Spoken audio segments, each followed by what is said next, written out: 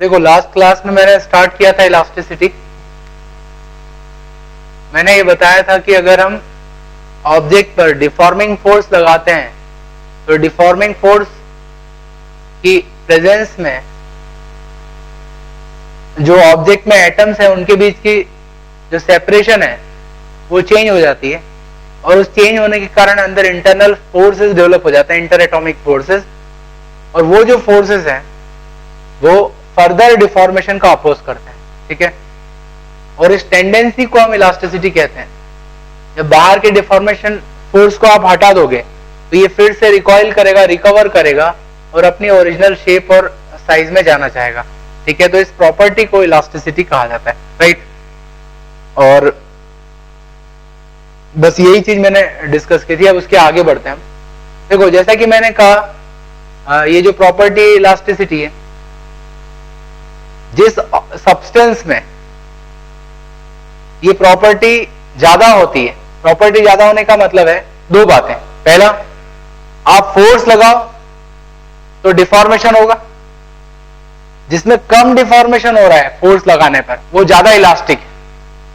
मतलब आप फोर्स लगा रहे हो उसके बावजूद भी वो डिफॉर्म नहीं हो रहा है, इसका मतलब जो इंटरनल फोर्सेस हैं वो बहुत स्ट्रांग है। ठीक है, स्ट्रांग फोर्सेस डेवलप हो जाएंगे। दैट मीन्स कि उसके अंदर रेजिस्टेंस ज्यादा है डिफॉर्मेशन का। तो जहां पे डिफॉर्मेशन का रेजिस्टेंस ज्यादा है दैट इज मोर इलास्टिक। ठीक है, इसके अपोजिट जैसे आपने डिफॉर्मिंग फोर्स हटाया वैसे वो रिकवर करेगा।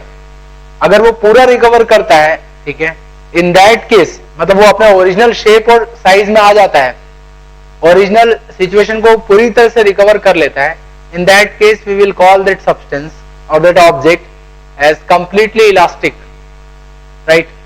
और क्योंकि उसमें पूरा रिकवर करने की टेंडेंसी है, रिकवर करने की टेंडेंसी को इलास्टिसिटी कहा जाता है।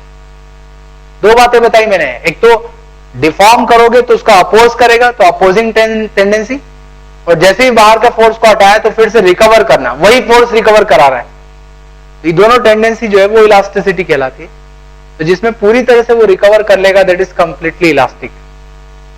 जिसमें रिकवरी पार्शियल होगी तो वो पार्शियली इलास्टिक होगी, और जिसमें रिकवरी कुछ भी नहीं होती है, आपने डिफॉर्म किया और वो वैसा का वैसा ही रह गया, in that case that substance is known as plastic और कंप्लीटली इनइलास्टिक।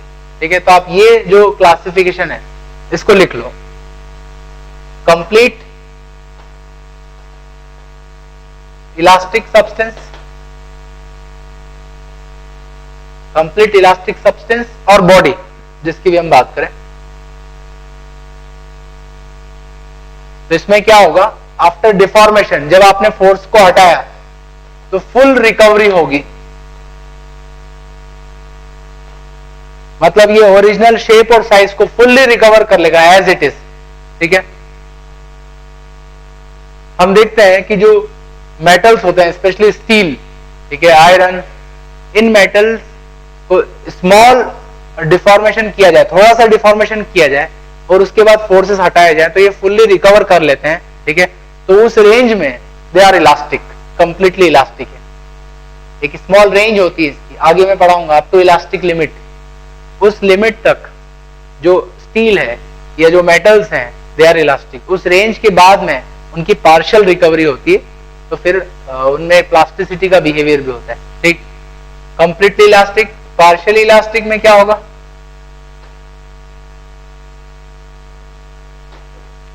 पार्शियल रिकवरी होगी। ठीक है, और कंप्लीटली इनइलास्टिक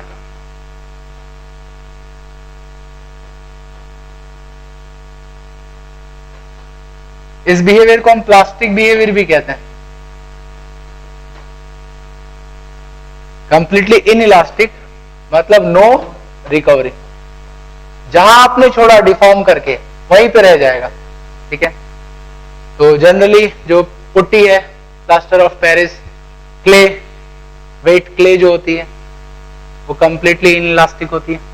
ठीक है, प्लास्टिक नॉर्मली जो है, एक बात समझना, वैसे तो आइडियल केस है ये कंप्लीट इनइलास्टिक का, थोड़ा बहुत डिफॉर्मेशन हर जगह होता है, थोड़ा बहुत रिकवरी जो है वो हर जगह होती है। तो मोस्ट ऑफ द सब्सटेंस इस रेंज में होंगे। ठीक है, इस क्लास में होंगे। और बाकी ये भी एकदम आइडियल हो जाएगा, ये भी आइडियल हो जाएगा, ठीक है। बट जैसा कि मैंने कहा कि जैसे स्टील है, एल्यूमिनियम है, इस तरह के जो मेटल्स हैं उनकी इलास्टिक लिमिट होती है, up to elastic limit they are completely elastic. उसके बाद जो है उनमें प्लास्टिसिटी का बिहेवियर होता है, ठीक है, उसको मैं डिस्कस करूंगा आगे।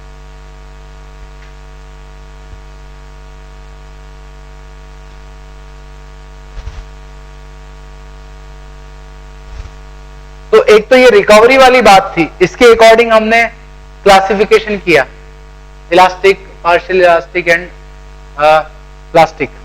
एक दूसरा भी क्लासिफिकेशन है, ठीक है। अगर ऑब्जेक्ट ज्यादा इलास्टिक है, उसकी इलास्टिसिटी ज्यादा है, तो दो बातें ध्यान रखना। इफ द ऑब्जेक्ट और substance is more elastic, that means आपको डिफॉर्म करने के लिए ज्यादा फोर्स लगाना पड़ेगा, मतलब अंदर से रेजिस्टेंस ज्यादा है, resistance to deformation is greater. और दूसरी बात, अगर आपने डिफॉर्म कर दिया तो रिकवर करने की उसमें टेंडेंसी ज्यादा है, तो हम कहेंगे उस सेंस में वो ज्यादा इलास्टिक होगा। तो हमने देखा था कि जो स्टील है that is more elastic than rubber, ठीक है ना। हमारे कॉमन सेंस होता है कि rubber is elastic, but rubber is elastic किस सेंस में है कि आप उसको खींच लेते हो, जबकि हमने इलास्टिसिटी कैसे डिफाइन किया, खींचने को इलास्टिसिटी नहीं है।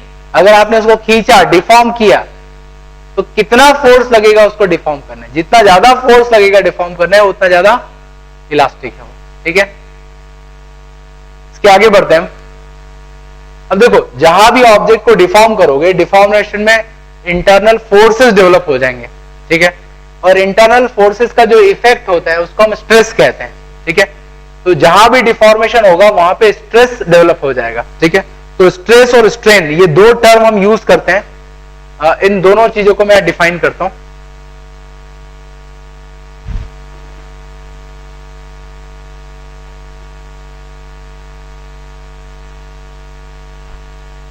पहले मैं स्ट्रेस की बात करूं। देखो, याद करो मैंने आपको प्रेशर पढ़ाया था। Pressure is effect of force, कहां कितना फोर्स लग रहा है उससे मतलब नहीं, उसका इफेक्ट कितना है। वैसे ही मैं स्ट्रेस को भी फोर्स का इफेक्ट कहूंगा। अगर आपने डिफॉर्मिंग फोर्स लगाया ऑब्जेक्ट पर, ऑब्जेक्ट डिफॉर्म हुआ, अंदर इंटरनल फोर्स डेवलप होगा, तो उस इंटरनल फोर्स का कितना इफेक्ट होगा, ठीक है, वो इफेक्ट स्ट्रेस कहलाता है, ठीक है। तो इफेक्ट को मैं कैसे डिफाइन करूंगा, effect is force per unit area. तो स्ट्रेस किसी पॉइंट पर, ठीक है, फोर्स पर यूनिट एरिया के टर्म में डिफाइन करूंगा। कम एरिया में जितना ज्यादा फोर्स लगाओगे, जितना ज्यादा फोर्स अप्लाई करोगे, उस फोर्स का उतना ज्यादा इफेक्ट होगा। याद करो इस चीज को कि मैं इसको अगर इस तरह से प्रेस कर रहा हूं तो इसके पीछे के एटम्स जो हैं, ये जो लेयर है ये अंदर चली गई होगी, एटम्स के बीच की सेपरेशन कम हो गई होगी। अभी भी मैं सेम फोर्स अप्लाई कर रहा हूं इस सिचुएशन में, बट मैंने क्या किया, कम एरिया पे उतना ही फोर्स लगाया, तो हुआ क्या होगा, एटम्स के बीच की सेपरेशन अब ज्यादा कम हो गई होगी पहले के कंपैरिजन में, तो अब इफेक्ट ज्यादा है। तो force per unit area is called stress, ठीक है। Stress is force per unit area. ये तो प्रेशर की भी यही डेफिनेशन। तो डिफरेंस इतना है सिर्फ, प्रेशर की जहां भी बात की जाती है वहां पे सिर्फ कंप्रेसिव फोर्सेस आते हैं। जहां भी प्रेशर लगेगा वहां पे कंप्रेसिव सिचुएशन होती है, एटम्स की सेपरेशन कम हो जाती है। याद करो, गैस के केस में, लिक्विड के केस में हमने देखा था एटम्स की सेपरेशन कम हो गई, ठीक है, तो कंप्रेशन है वहां पे। बट जो स्ट्रेस है वो उसमें दोनों ही तरह की सिचुएशन हो सकती है, एटम्स दूर भी जा सकते हैं और पास भी आ सकते हैं। एक रॉड है, उस रॉड को आप दोनों तरफ से खींचो तो उसके अंदर एटम्स की सेपरेशन बढ़ जाएगी, तो उसके अंदर जो स्ट्रेस होगा that is not compressive, that is tensile. खिंचाव हो रहा है, टेंशन है वहां। इसके अपोजिट उसको प्रेस करोगे अंदर तो कंप्रेशन होगा। प्रेशर जो है वो सिर्फ कंप्रेसिव सिचुएशन में ही डिफाइन होता है, ठीक है। इसके अलावा जो अब दूसरा डेफिनेशन, दूसरा जो डिफरेंस है वो है कि स्ट्रेस आप हर जगह डिफाइन कर सकते हैं। जनरली हम सॉलिड की इलास्टिसिटी अभी पढ़ रहे हैं, ठीक है, वहां पे हम इसको स्ट्रेस कहते हैं। और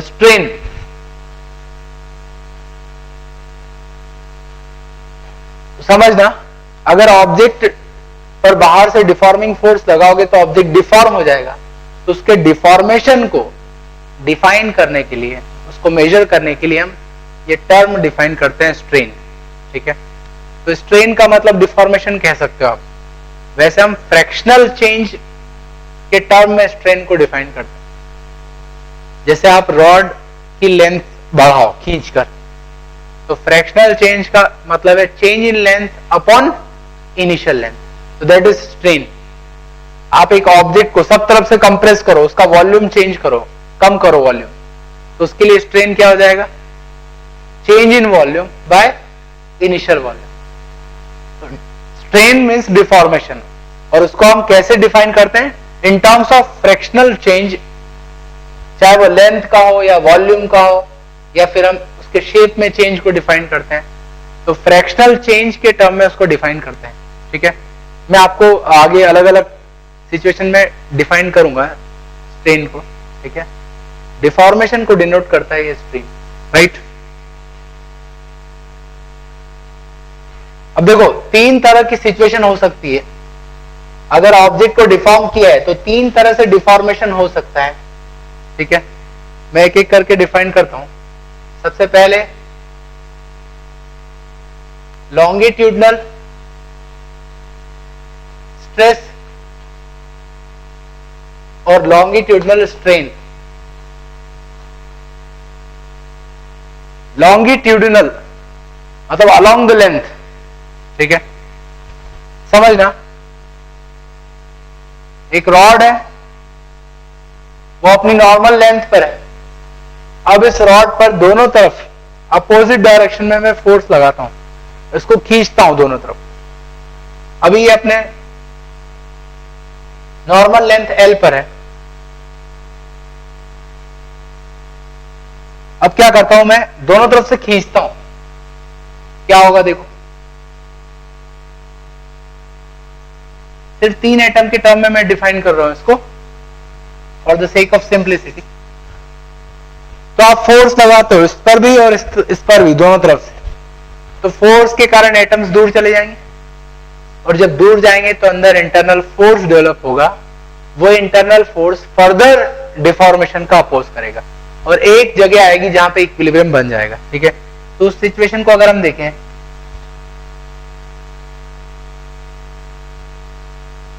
ये सिचुएशन है,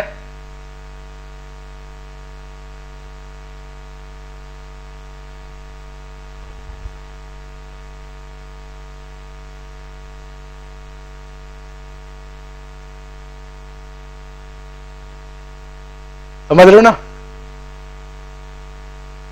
अब किस तरह से फोर्सेस लगेंगे इन पर, तो देखो, सिर्फ इस सेक्शन की अगर मैं बात करूं तो इस पर आप इधर से खींच रहे हो, इस पर फोर्स F लगा के, इधर भी उतना ही फोर्स लगेगा क्योंकि इसको इक्विलिब्रियम में रहना है।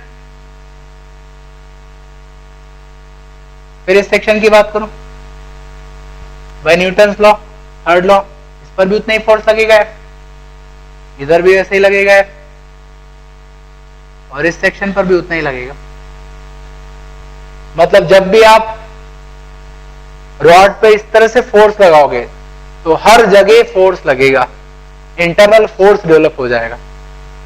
अंदर स्ट्रेस की सिचुएशन आ गई। स्ट्रेस मतलब हर जगह फोर्सेस हैं, वहां कोई भी इक्विलिब्रियम में नहीं है, हर जगह फोर्स होगा, और फोर्स के इफेक्ट को हम क्या कहेंगे? स्ट्रेस। ठीक है, तो longitudinal stress is equal to force upon area. और फोर्स किस तरह का ये भी समझ लो।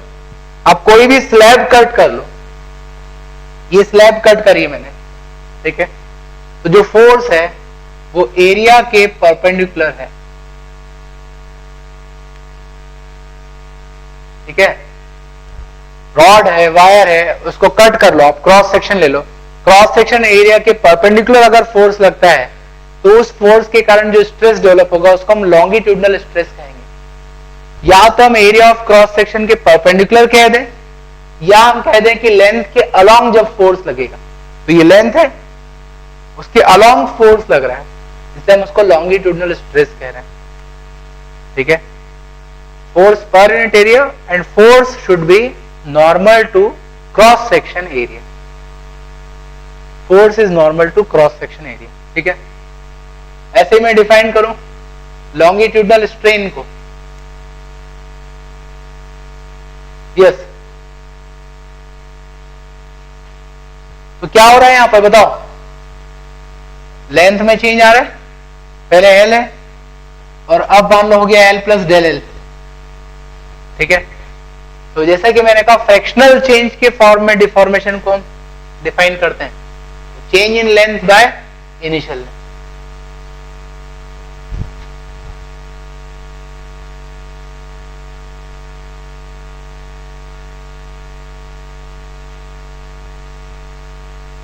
अच्छा, दो तरह की सिचुएशन हो सकती है लॉन्गिट्यूडनल स्ट्रेस में, that is tension and compression.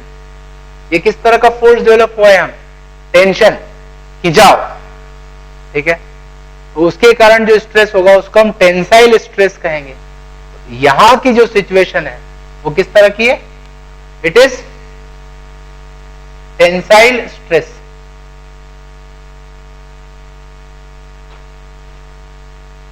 ठीक है।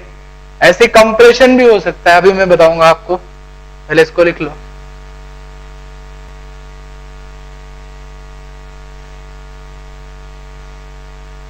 सेम रॉड है, अब हम क्या करते हैं उस पर फोर्स अंदर की तरफ लगाते हैं, दोनों तरफ से फोर्स अंदर की तरफ लगाते हैं, जिससे क्या होगा कि लेंथ कम हो जाएगी, ठीक है ना।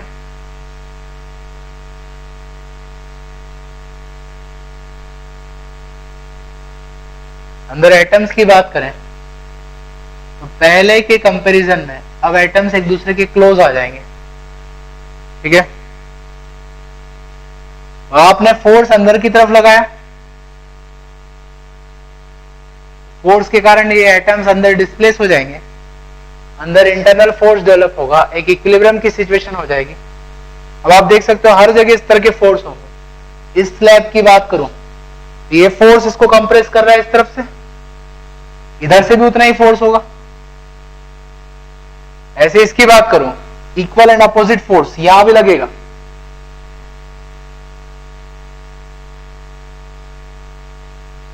ठीक है। तो आप समझ सकते हो अभी जो फोर्स डेवलप हो रहे हैं वो किस तरह के हैं, कंप्रेसिव। कोई भी आप स्लैब उठा लो उसमें फोर्स अंदर की तरफ है, उसको कंप्रेस कर रहा है वो, तो यहां जो स्ट्रेस डेवलप हुआ उसको मैं क्या कहूंगा, कंप्रेसिव स्ट्रेस।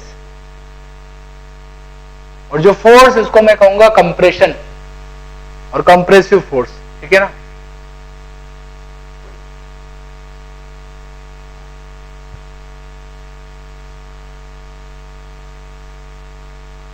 तो ये एक सिचुएशन है। Longitudinal stress develops when force is applied along the length or perpendicular to cross section area.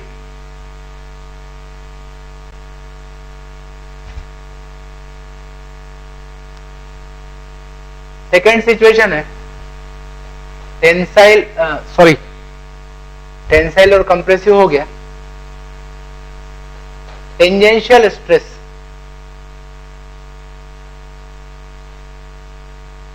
देखो समझना ये भी बहुत इंटरेस्टिंग है।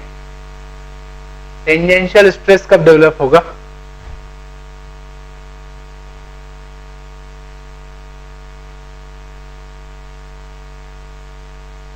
देखो हम क्या करते हैं, एक ब्लॉक लेते हैं, रेक्टेंगुलर ब्लॉक,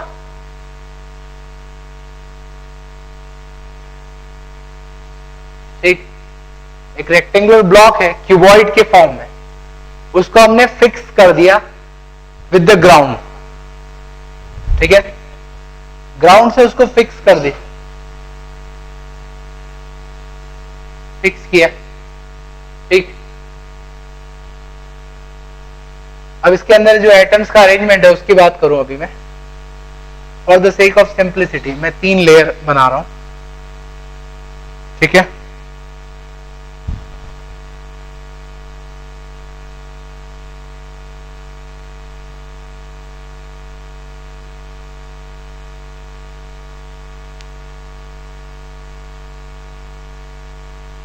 ठीक, इस तरह की कुछ सिचुएशन होगी।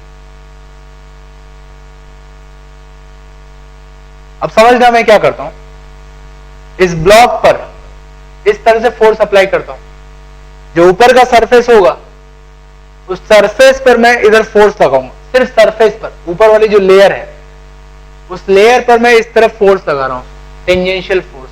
ठीक, तो उस ऊपर वाली लेयर पे मैं फोर्स लगाता हूं, इसको मैंने फिक्स करके रखा है। अगर ऊपर मैंने एफ फोर्स लगाया तो क्या ग्राउंड भी इक्वल और अपोजिट फोर्स नहीं लगाएगा? डेफिनेटली लगाएगा, तभी तो इक्विलिब्रियम में रहेगा, वो फिक्स है, तभी वो वहीं के वहीं रहेगा। तो ग्राउंड उसको पीछे की तरफ खींचेगा। ठीक है, तो जो सिचुएशन होगी वो कैसे होगी देखो, तो आपने इस पे ऊपर की तरफ फोर्स लगाया इस डायरेक्शन में एफ, और नीचे ग्राउंड इक्वल और अपोजिट फोर्स लगाएगा एफ। ठीक, फोर्स जो है वो इक्वल और अपोजिट है, बट वो लेयर्स पे लग रहा है, सिर्फ ऊपर वाली लेयर और नीचे वाली लेयर। तो उसके कारण क्या होगा ये भी देख ले हम। ठीक है, मैं ऊपर की बात करता हूं, क्योंकि नीचे तो जो लेयर है that is fixed with respect to ground. तो अगर इस ऊपर वाली लेयर पे फोर्स लगाओगे तो जिधर फोर्स लगेगा ये उस तरफ स्लाइड कर जाएगी, उस तरफ चली जाएगी, तो ऊपर वाली लेयर आगे हो जाएगी। अगर ये लेयर आगे हो गई तो इन एटम किस तरह से रीअरेंजमेंट होगा उसको देखो, ऐसा होगा। पहले ये एटम्स ऐसे थे, अब जो नई सिचुएशन है ऐसे हो गए, तो ऊपर वाली लेयर आगे चलेगी। तो आप समझ रहे हो कि उनके बीच का सेपरेशन बढ़ गया है नहीं? सिर्फ इतने की बात देखो, अरे ये था hypotenuse, that is greater than this perpendicular, तो लेंथ बढ़ गई, तो लेंथ बढ़ने के कारण किस तरह का फोर्स डेवलप होगा? अट्रैक्टिव या रिपल्सिव? Attractive force. तो ये इसको ऊपर खींचेगा और ये इसको नीचे की तरफ खींचेगा। मेरी बात समझ रहे हो ना? अब अगर इस फोर्स को मैं रिजॉल्व करूं तो इसके दो कंपोनेंट हो गए, नीचे वाले एटम पे जो फोर्स लग रहा है ये ऐसे खींच रहा है उसको इधर, इसके दो कंपोनेंट है, एक इस तरफ हॉरिजॉन्टल और एक ऊपर। तो जो हॉरिजॉन्टल फोर्स है वो इस लेयर को भी आगे खींच दे। तो आपने सबसे ऊपर वाली टॉप लेयर पे फोर्स लगाया, वो लेयर आगे स्लाइड हुई और उनके अंदर इंटरनल फोर्स के कारण नीचे वाली लेयर को भी आगे खींच लिया। फिर ऐसे जो नीचे वाली दो लेयर होगी उनके बीच में भी फोर्स होगा, उसके कारण भी वो आगे चला जाएगा। ठीक है, तो जब आप ऊपर फोर्स लगाओगे तो उसके कारण सभी लेयर्स की स्लाइडिंग होगी, बट फर्क ये है कि जिस पर फोर्स लगाया है उसकी स्लाइडिंग सबसे ज्यादा होगी। तो इसके बाद का जो स्ट्रक्चर होगा, ठीक है, वो कैसा दिखेगा समझना।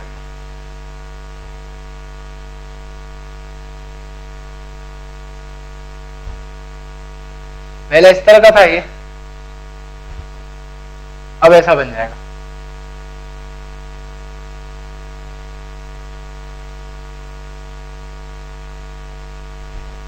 ठीक है ना?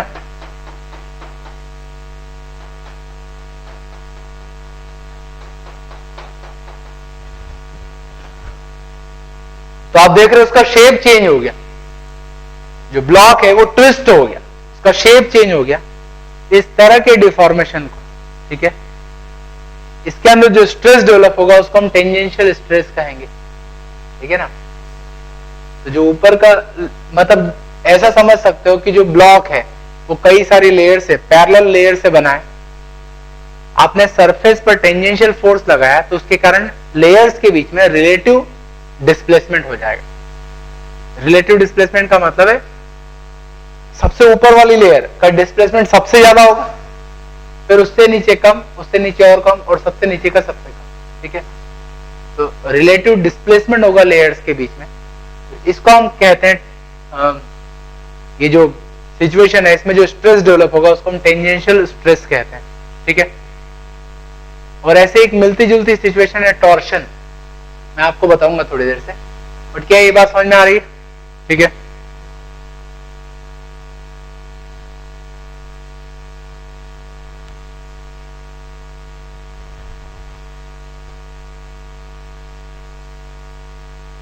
लेयर्स के बीच के जो एटम्स हैं, इंटरलेयर फोर्स के कारण स्ट्रेस डेवलप हुआ। फोर्सेस कैसे होंगे ये भी देख लो। आपने ऊपर फोर्स लगाया F, उतना ही इक्वल और अपोजिट इधर डेवलप हुआ। और सिर्फ यहां भी नहीं, इन लेयर्स में आपस में भी फोर्स डेवलप होगा। सोचो, इस पे आपने ऊपर फोर्स लगाया, नीचे वाली लेयर इसको पीछे की तरफ खींचेगी विथ इक्वल फोर्स, ये नीचे वाली लेयर को आगे की तरफ खींचेगा विथ फोर्स है। ऐसे इन लेयर्स के बीच में भी इंटरेक्शन होगा।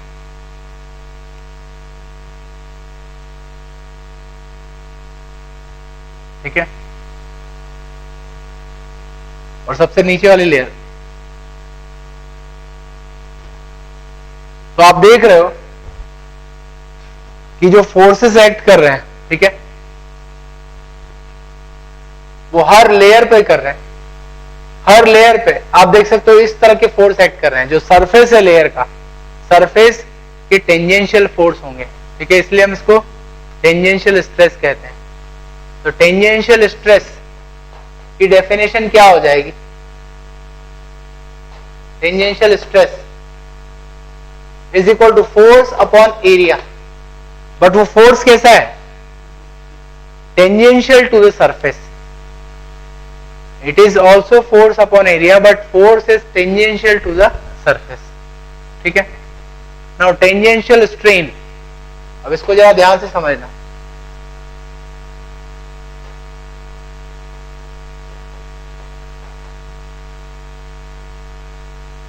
That is defined as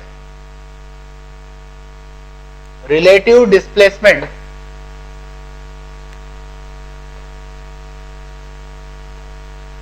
between parallel layers, relative displacement between parallel layers upon separation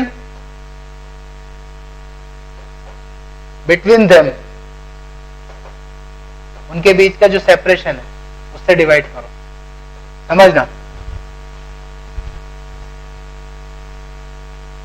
आप देख सकते हो मैं ये दो लेयर की बात करता हूं, एकदम नीचे जो बॉटम में और एक सबसे ऊपर। आप कोई भी दो लेयर ले सकते हो, सबके लिए सेम रिजल्ट आएगा। सबसे ऊपर वाली लेयर और नीचे की लेयर। तो नीचे की लेयर को तो हमने फिक्स कर दिया, तो ऊपर की लेयर का डिस्प्लेसमेंट देख लो।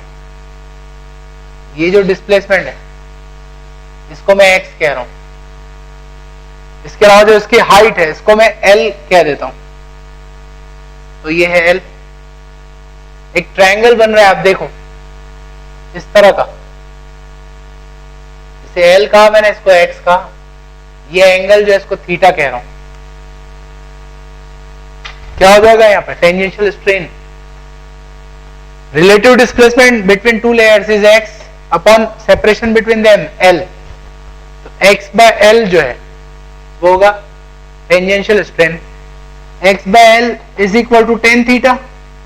इस ट्रायंगल में आप देख सकते हो। ठीक है। और अगर डिफॉर्मेशन बहुत छोटा है, इफ थीटा इज स्मॉल, ठीक है, if theta is small, tan theta is almost equal to theta. तो जो स्ट्रेन होगा उसको आपने थीटा के फॉर्म में डिफाइन किया, जिससे वो मुड़ेगा। पहले ऐसा था, अब वो मुड़ जाएगा। तो जितना मुड़ेगा वो, ठीक है, उसके एंगल ऑफ डिफॉर्मेशन को आप थीटा कह रहे हो, दैट इज टेंजेंशियल स्ट्रेन। ठीक है। अब एक एग्जांपल देता हूं मैं टॉर्शन का, that is related to this, फिर इसको लिख लेना। समझो इस चीज को। एक वायर है, वायर को आपने एक एंड को रूफ से कनेक्ट कर दिया, दूसरा एंड फ्री है। अब वायर को ट्विस्ट करो, ठीक है, अभी इक्विलिब्रियम पे है। आप ऐसे फोर्स लगाओ, ट्विस्ट करो। ट्विस्ट किया होगा ना कभी वायर को या रोप को? ट्विस्ट करने का मतलब क्या है? आप टेंजेंशियल फोर्स लगा रहे हो बट अपोजिट। एक फोर्स ऐसा है और एक ऐसा, ये होता है ट्विस्टिंग। तो आप वायर के सरफेस पर फोर्स लगा रहे हो बट अपोजिट। सरफेस पर फोर्स लगाया आपने बट अपोजिट डायरेक्शन। एक इधर लगाया और एक इस तरफ लगाया। वैसे ही लगा है, बस ये ब्लॉक है, वो वायर है, सिलेंडर। तो जो वायर है वो मुड़ जाएगा।